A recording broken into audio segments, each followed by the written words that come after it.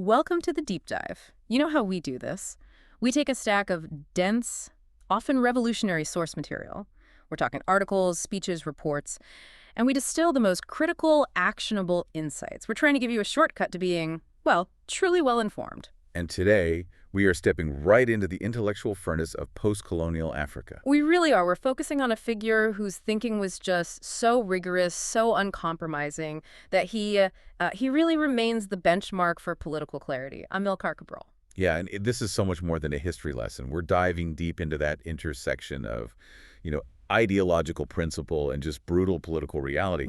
Cabral was a master agronomist, which is key. Right. He applied a kind of scientific logic to political struggle, and he succeeded against just overwhelming odds in Guinea-Bissau.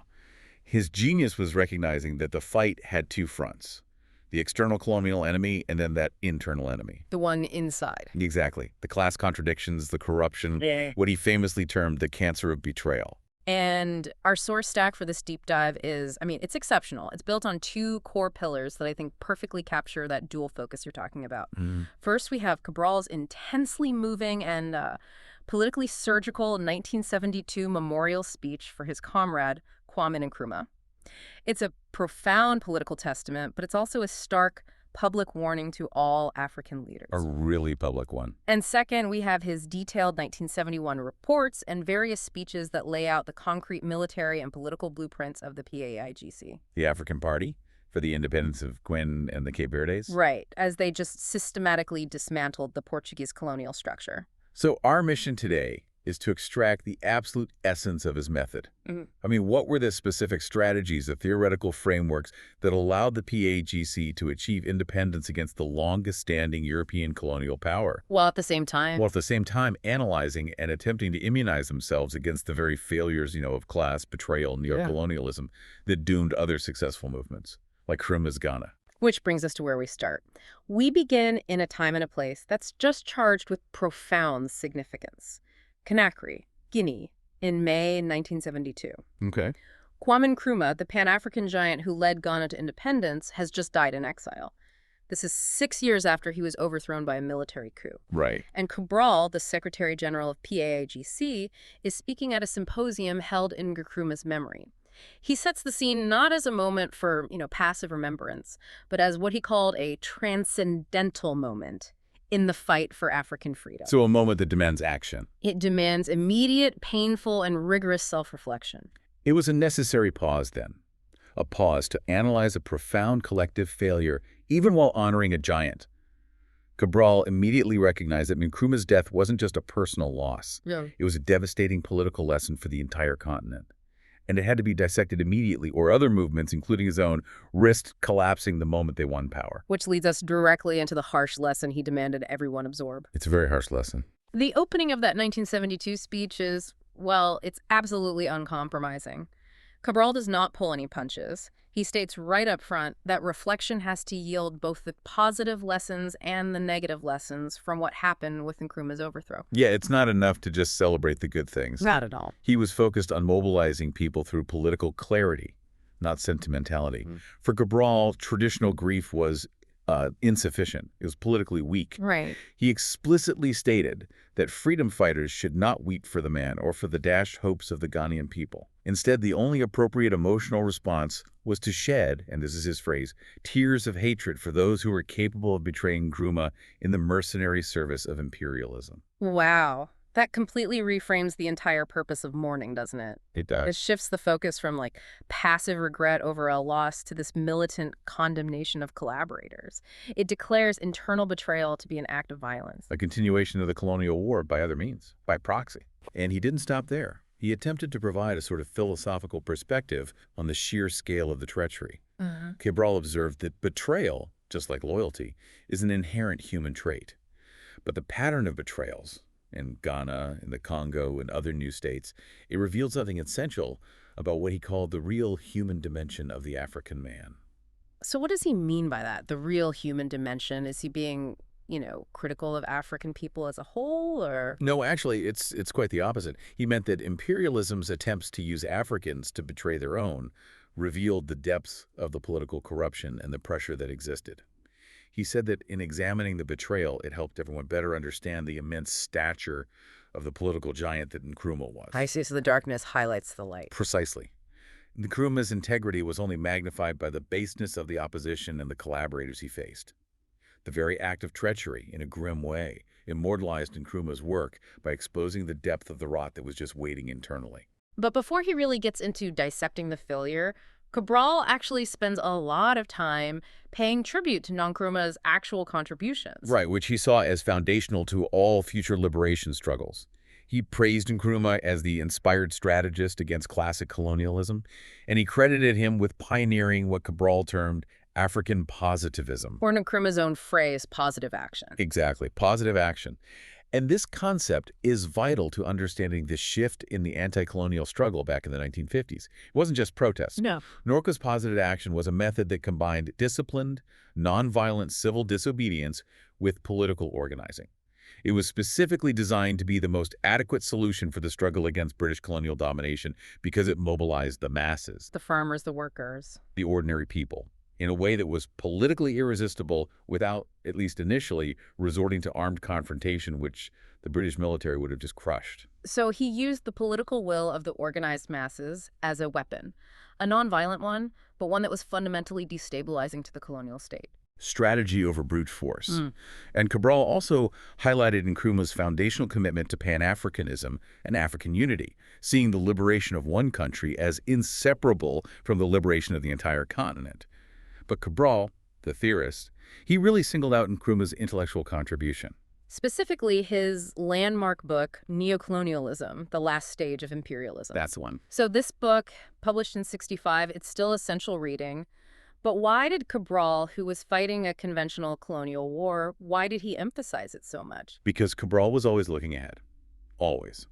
Nkrumah's book provided what Cabral called a searching and materialist analysis into reality. Before flags were even fully changed across the continent, Nkrumah defined neocolonialism as the continuation of economic control through other means. Right, currency manipulation, dependent trade agreements. Military bases, and the internal collaborators who managed the country on behalf of foreign capital.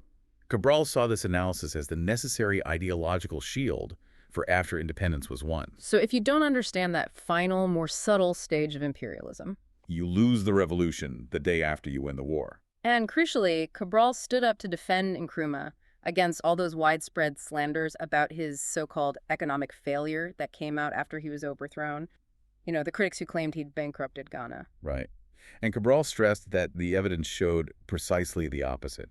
Based on the expansive economic steps Nkrumah had taken, investing heavily in infrastructure, industry, education, Ghana would have been at the peak of its development by 1970. The economic planning was sound. It was sound and sustainable. It was aimed at genuine diversification and independence. So Cabral wasn't just offering historical sympathy here. He was asserting a powerful political truth. Nkrumah had proven that Africa was capable not only of winning political independence, but of achieving economic independence as well. The failure was entirely political. The plan wasn't flawed. The implementation was violently disrupted by internal forces who were aligned with external interests who just could not tolerate a genuinely economically independent African state. Which brings us back to the disease that caused that disruption. It does. And this leads us to the most powerful and probably the most quoted moment of the speech, Cabral's political diagnosis of Nkrumah's death. He declared that Nkrumah did not die of cancer or natural illness. He was so emphatic. He used the medical terminology he was familiar with from his scientific background as an agronomist.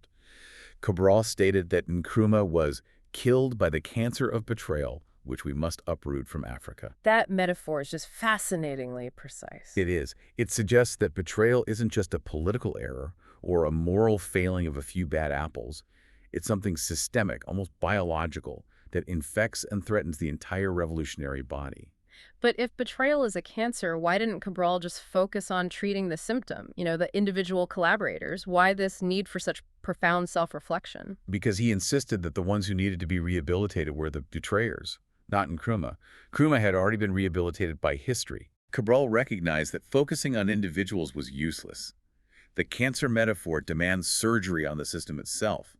He was forcing people to look beyond personal moral failure and analyze the structural vulnerabilities, the class contradictions, the institutional rot, that allowed the disease to take hold in the first place. And this demand for self-reflection is what truly distinguishes him. Cabral made it clear they could not place the entire burden of blame solely on external imperialist forces. As he quoted the African people saying, "Rice only cooks inside the pot."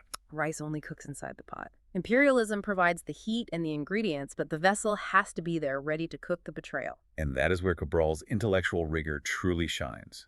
He forced a series of difficult, meditating questions on everyone present, questions that cut right to the core of nation-building and revolution. They weren't questions designed to point fingers. No, they were designed to establish a diagnostic framework. Let's just run through those questions, because they're a template for analyzing political failure in any country, really. First, he asked, which economic and political factors allowed betrayal to succeed, despite Nkrumah's courage and positive action? That's about structural weakness. Yes. And second, to what extent was this excessive betrayal linked to problems of class struggle and the inherent contradictions in the social structure? This focuses directly on internal class divisions being the primary lever exploited by foreign powers. You have to know who is susceptible to being bought. Then he zooms in on the institutions Nkrumah created. He asks, what role did the party, the institutions, the armed forces play in enabling the coup? That's a question about revolutionary organizational control. And finally, he touches upon the human and ideological element. How was the betrayal linked to the definition of the people as the makers of history? And critically, the fundamental problem of the choice of men in the revolution. If the people are sovereign, why did they let this happen? And how do you pick leaders who will stay committed? If you follow that whole line of inquiry, it leads you to this powerful, singular conclusion that Cabral provided as the ultimate negative lesson of Nkrumah's fall. As long as imperialism exists, an independent state in Africa must be a liberation movement in power, or else it will not be. That is just a profound contribution to political theory. It is. He argued that Nkrumah's Ghana transitioned from a liberation movement to a conventional, bureaucratic state structure way too soon. It dropped its political guard. It became susceptible to the internal diseases that imperialism knew precisely how to exploit. So the independent state has to perpetually maintain the vigilance, the ideology, the participatory, mobilized structure of the movement that founded it. The moment the party becomes separated from the masses, the cancer takes hold. That structural self-analysis is the perfect transition. While Cabral was outlining how Nkrumah failed internally, his own PAGC movement was intensely focused on defeating the external enemy, Portugal. The most retrogressive system of colonialism in Africa. An external force whose specific weaknesses Cabral had analyzed brilliantly and exploited ruthlessly. Okay, so let's get into that. Identifying the enemy. When you look at the enemy Cabral faced, he starts with a really startling recategorization. He challenged the common notion of Portuguese imperialism. He argued that Portugal had never achieved the necessary economic development to be truly imperialist in the modern sense. And this distinction is absolutely crucial to Cabral's military and political strategy. He argued that Portugal was, in fact, a semi-colony herself. A semi-colony colonizing others? Yes. Since the early 18th century, it had been largely dependent on and subservient to greater powers, particularly Britain. Portugal simply lacked the hallmarks of a true independent imperialist nation: the advanced industrial base, the modern financial institutions, the independent capital to drive genuine expansion. So if they weren't a primary imperialist power like Britain or France, what was their role in Africa? Cabral's description was very precise. Portugal functioned as the agent of imperialism, or in his more pointed terminology, the gendarme. The policeman. The policeman in the exploitation of African people. Their ability to hold on to these vast territories was preserved historically because they were protected by larger powers, like Britain, during the partition of Africa, most famously at the Conference of Berlin. Portugal was a weak link, but it was propped up to maintain the overall colonial system. And this structural weakness became the crux of the conflict. It forced Portugal into a strategic trap. Absolutely. Because Portugal was so economically weak, it had neither the capital nor the infrastructure to transition to neocolonialism. A post-colonial Guinea-Bissau, liberated from Portugal, would immediately fall under the economic sway of more powerful capitalist countries. The U.S., France, Germany. Right. Portugal would be completely sidelined, losing its last reliable source of raw materials and cheap labor. So their own weakness meant they couldn't afford to let go. They were locked into a strategy of absolute violent stagnation. Yes, and this was characterized by extreme neglect and institutionalized racism designed to ensure Africans remained an exploitable labor force, legally classified as indigenous. Cabral detailed the insidious, vicious circle of Portuguese racism, particularly around assimilation. Can you just walk us through that trap? It's kind of brilliant in a horrible way. It is. To be officially assimilated, to Right. gain basic civil rights, to become an assimilado, you supposedly needed 4 years of primary schooling, which was already a massive hurdle given how few schools there were. But here's the trick. Mhm. To enroll in the official primary school in the first place, you had to be assimilated. Oh, wow. It was a perfect self-locking mechanism designed to legally keep the vast majority of Africans as forced labor, subject to this horrific tax system. And Cabral noted the cynical taxation methods, including taxes for second and third wives, which he called a very neat way to maximize revenue from an already impoverished populace. And the statistics are just horrifying. They speak volumes about this deliberate neglect. Cabral pointed out that after 500 years of coastal contact and over 100 years of full colonial exploitation, only 0.3% of the population was officially classified as assimilated, according to Portugal's own data. So the lack of development was an active political policy? It was. And the evidence of this neglect in terms of human welfare is just stark. Consider the infrastructure. In the entire colony, there were only 2 hospitals with a total of 300 beds. For the whole country. The entire country had only 18 doctors, 12 of whom were confined to the capital, Bissau. This deliberate deprivation resulted in tragedy. Cabral cited infant mortality rates reaching as high as 80% in some regions. This wasn't a side effect of poverty, it was a consequence of a system designed for pure extraction. And it's important to note the difference in exploitation methods compared to other colonies, too. Cabral explained that in Guinea-Bissau, the economic exploitation wasn't primarily driven by, say, massive settler land ownership, like in Angola or Mozambique. That's right. There wasn't a huge white settler population in Guinea-Bissau, so the exploitation was achieved mainly through commerce monopolizing trade and imports, and, most heavily, through direct taxation on the population. It forced them into a cash economy just to pay those taxes. The result was the same: stagnation and death. The colonial elite, though, despite the backwardness of their nation, were not passive. Cabral highlighted the chilling mindset of the Portuguese ruling class. Specifically quoting General Calza de Arriaga, who was commander-in-chief of colonial troops in Mozambique and a very influential figure. And his words, quoted in Cabral's sources, were, well, they were truly shocking. He explicitly considered black people the least intelligent of all peoples in the world, and outlined a clear strategic doctrine entirely focused on maintaining white domination over black peoples. This wasn't just racist sentiment, this was state policy. And Arriaga's doctrine had 2 core guidelines. First, the growth of the white population in the colonies, and second, the limitation of the black population. Arriaga was chillingly frank about the political dilemma he faced. He said if the number of educated, developed blacks eventually overtook the white population, Portugal would either have to institute South African-style apartheid, which he thought they lacked the resources to maintain, or face black majority governments. Exactly. His solution was population limitation.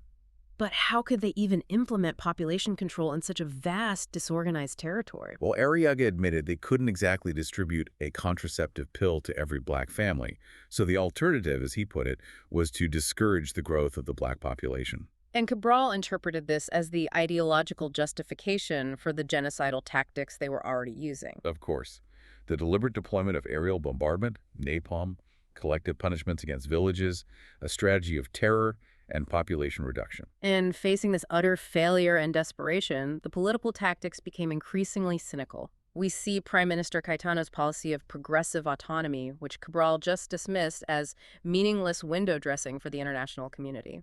And then there was General Antonio de Spinola, the military governor in Bissau, who attempted a massive political gamble. He promised a social revolution under the Portuguese flag. A social revolution from the military arm of a fascist colonial regime. I mean, think about that. Cabral's dismissal of Spinola's promise is one of the more humorous yet profound analogies in the sources. He compared it to the desperate tactic of a politician who promises to teach a donkey to read. The politician knows that either the donkey will die or the king will die, or even the politician himself will die before the deadline. It was a clear, desperate ploy. Reflecting military defeat.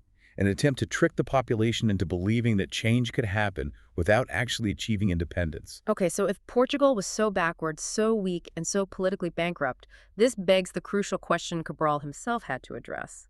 How could they sustain three massive colonial wars at the same time in Angola, Mozambique, and Guinea-Bissau? And Cabral provided the explicit and unshakable answer. NATO.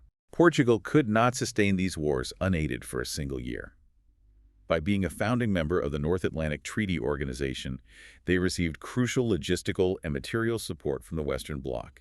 So what kind of material support was the PAGC facing? Cabral confirmed that Portugal received the modern weapons, the ammunition, the jets, the helicopters, all the essential tools for counterinsurgency warfare from their NATO allies. Which means the struggle of the PAGC was not just against Lisbon. No, it was against the material support system of the entire Western military alliance, which valued Portugal's strategic position more than it valued African freedom.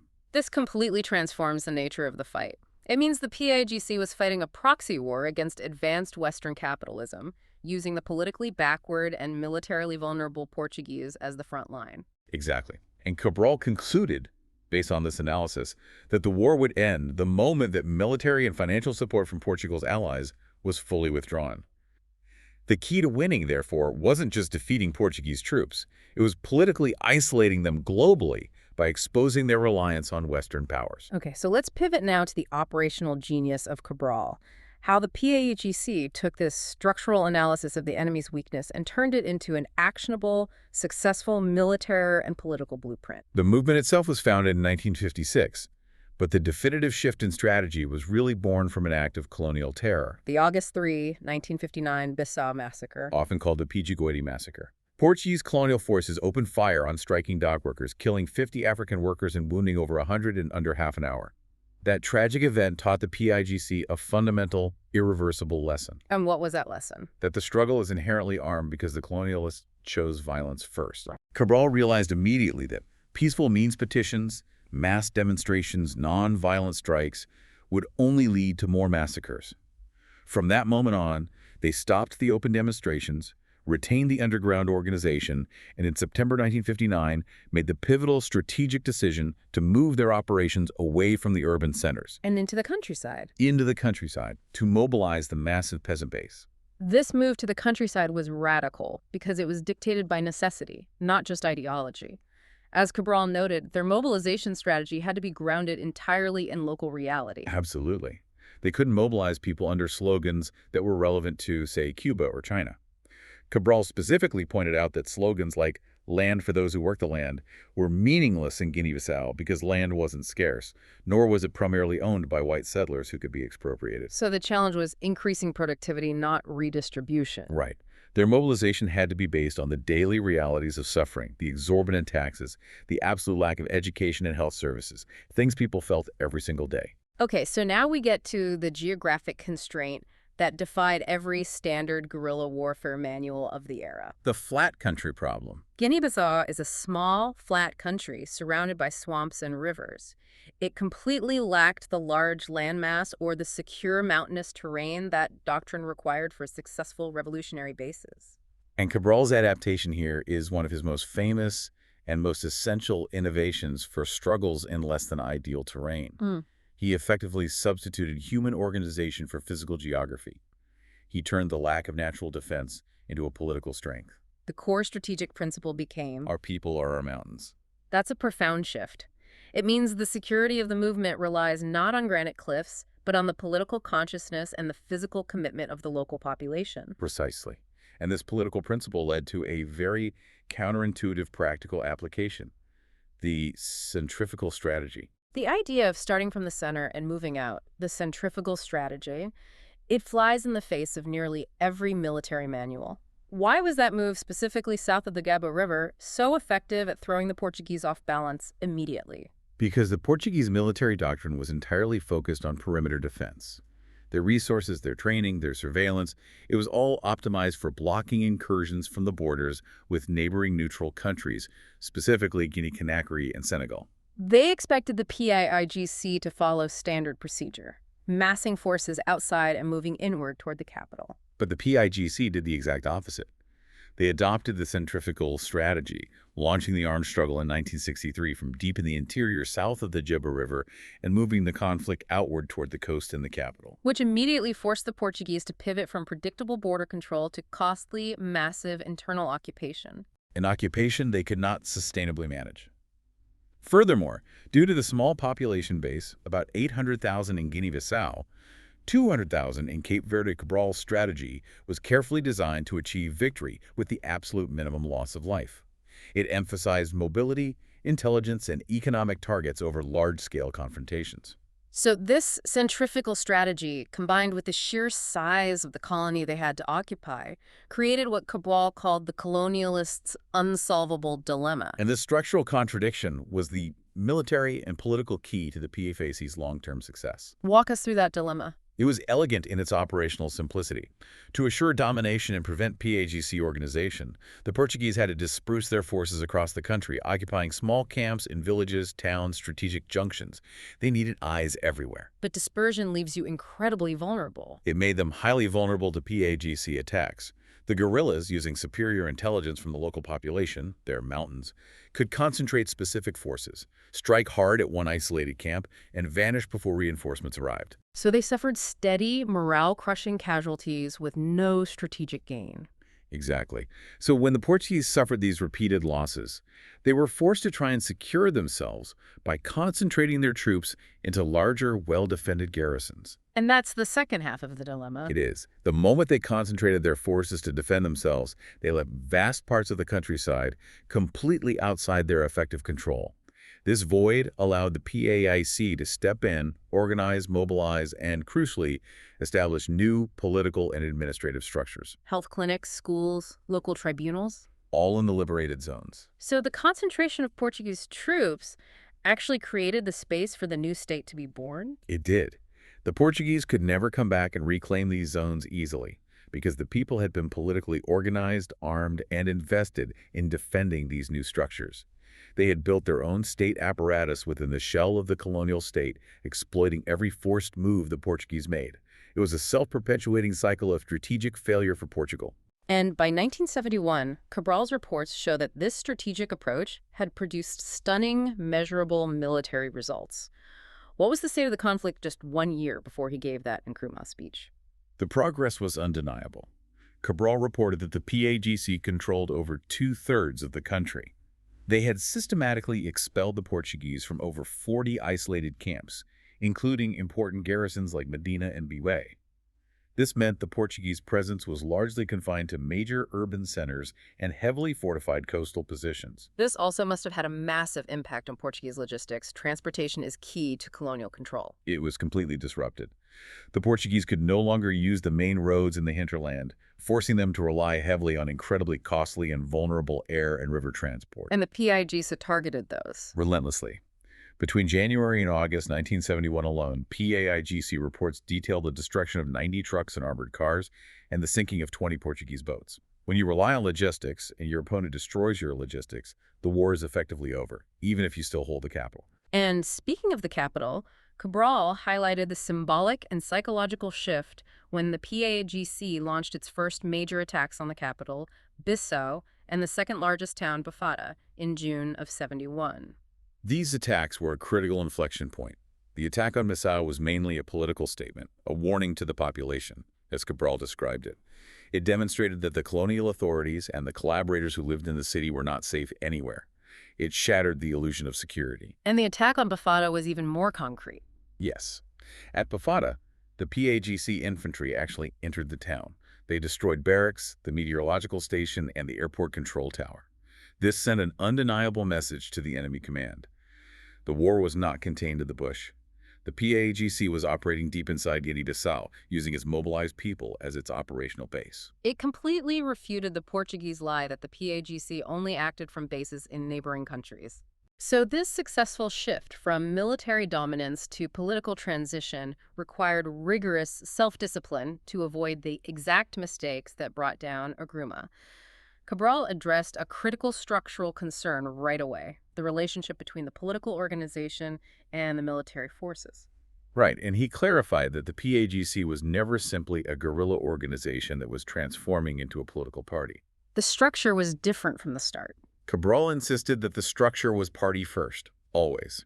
The PADC was founded in 1956, and the armed forces were explicitly created as the military arm operating under the firm direction of the party.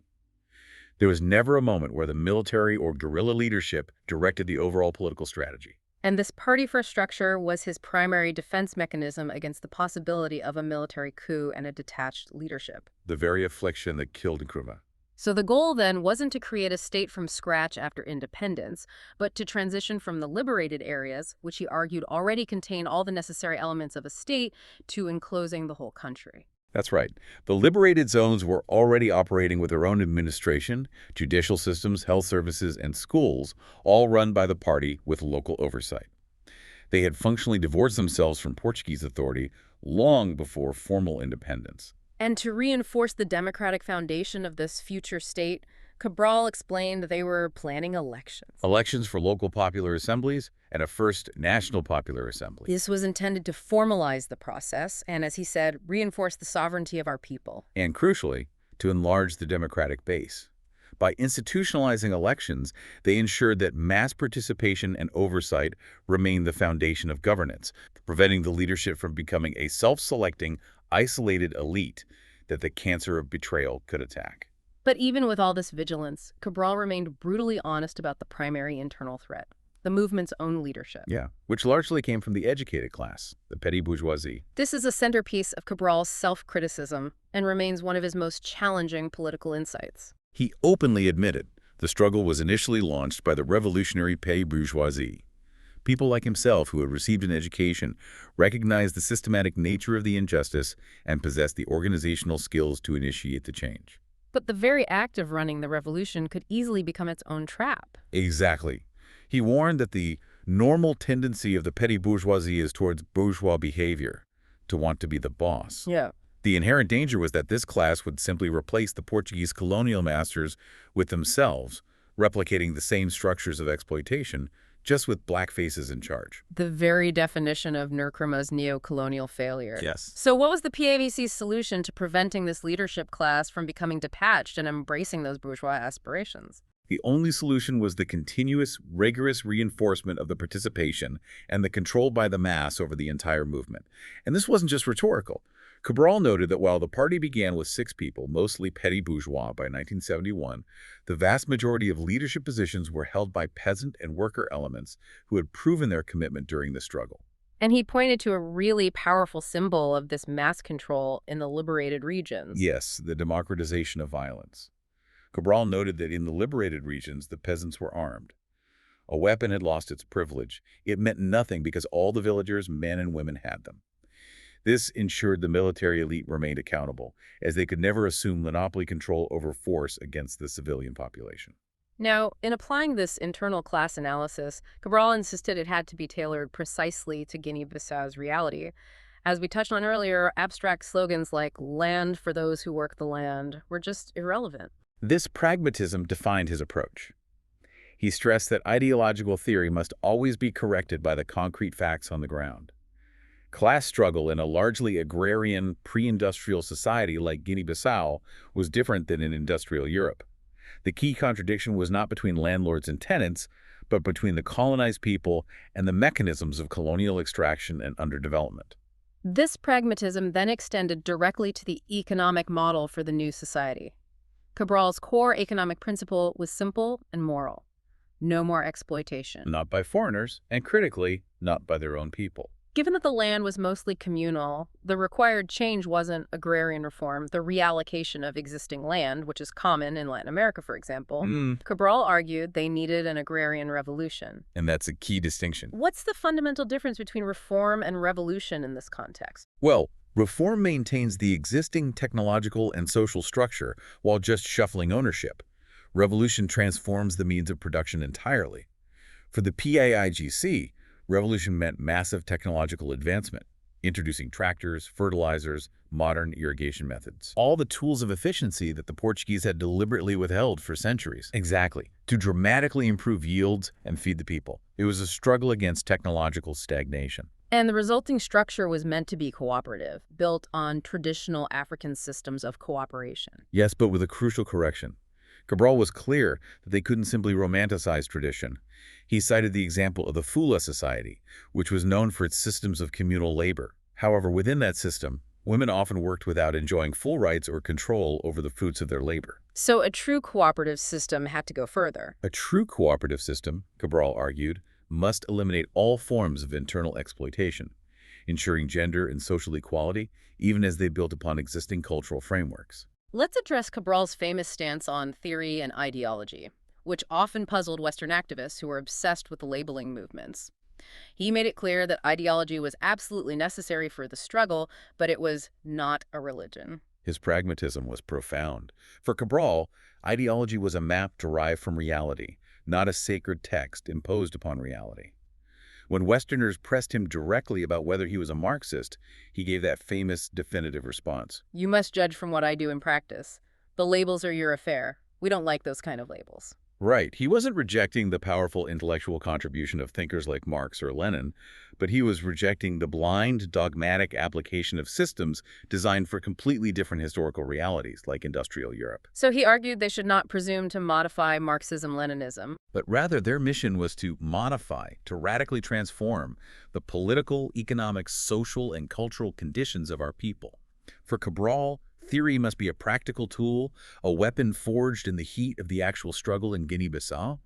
If the theory doesn't help transform the concrete realities of the people, if it doesn't feed them, educate them, or liberate them, it is useless. And this is where it gets really interesting, because the struggle for political and economic freedom connects directly back to the recovery of identity. Cabral offered a profound, comprehensive political definition of liberation that extended far beyond just political ceremony. Cabral defined independence as the liberation of the motherland and the liberation of the people. This must include the liberation of productive forces and the liquidation of all forms of domination, both external and internal. It's a total transformation. And this circle ultimately brought him back to culture, which he saw as the deepest and final layer of the revolution. He made the powerful cyclical argument that in the beginning it's culture and in the end it's also culture.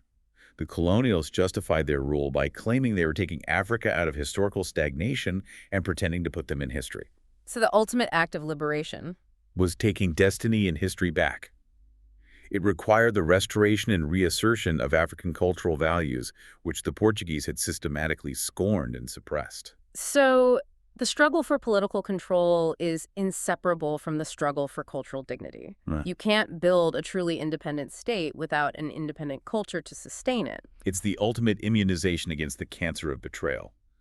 A leadership class that internalizes foreign cultural values is precisely the class that is most susceptible to acting as the gendarme of imperialism. True liberation requires a cultural return to the people's own history and values. So if we synthesize Cabral's dual mandate, what we see is a revolutionary leader who understood that achieving freedom required fighting on two synchronized fronts. First, decisively fighting the external colonial power, Portugal, which functioned as the NATO-backed gendarme.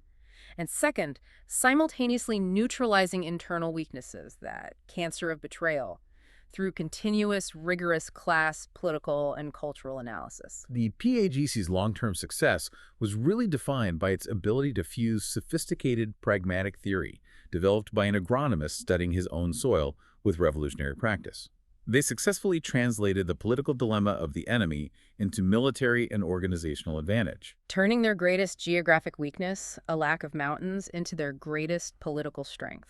The deeply mobilized and politicized people. And this brings us right back to Cabral's defining political conclusion, drawn from reflecting on Nkrumah's failure, a conclusion that remains the ultimate cautionary principle for post-colonial governance. As long as imperialism exists, an independent state in Africa must be a liberation movement in power, or else it will not be. The Revolutionary Party cannot dissolve its structure and vigilance upon achieving independence. The state has to forever maintain the revolutionary tension of the movement that founded it. And you have to remember, Cabral was not a man for soft praise or sentimental gestures. His idea of true tribute was always militant, practical, and aimed directly at the enemy. Right. When honoring Nkrumah, he asserted that the most beautiful flowers freedom fighters could offer to his memory were the bullets, shells, and various projectiles striking colonialist and racist forces. That final, stark image emphasizes that true memorialization has to be practical and revolutionary. It shifts the focus from mourning a historical giant to the immediate violent commitment required to ensure Nkrumah's vision of a totally liberated Africa is realized. It forces us to move beyond just intellectual appreciation. It really does. And that intensity, it begs a challenging question for us today. Decades removed from the height of the anti-colonial struggle, in a world where exploitation has become far more complex, financialized, subtle. If your commitment is to genuine transformation, what form does your commitment to change take? Where are your bullets, shells, and projectiles aimed?